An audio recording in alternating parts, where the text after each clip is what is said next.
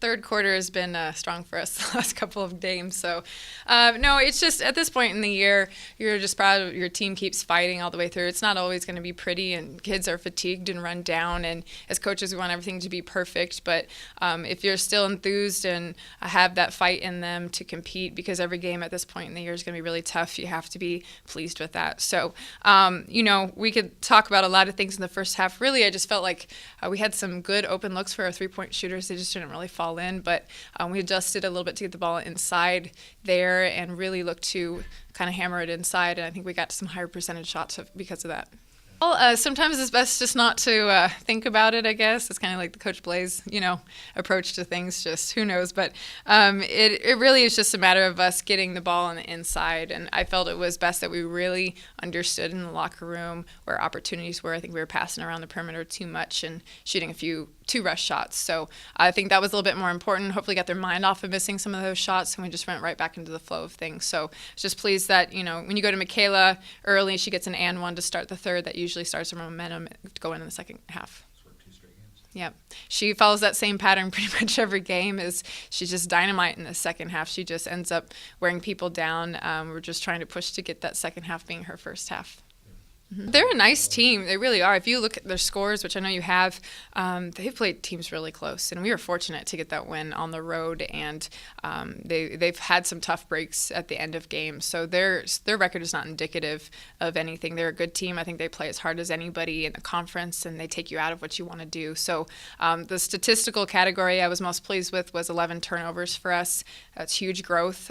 We worked and worked and worked on it leading up to this game, and I think that was the key to us getting good opportunities. Yeah, it's always nice when you look at your schedule and you don't have to play South Dakota and South Dakota State again.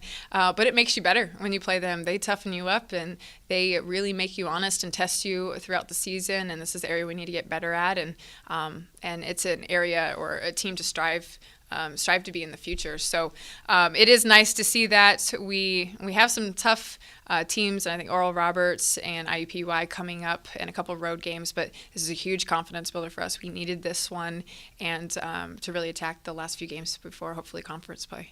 It's a must win, and you don't really bring that up to your team. You just go approach it just like every other game and game plan, but we all know as coaches in the locker room this was a must win for us, and I was really pleased at how we responded. We knew we were going to come out of our little slump that we were in the first half.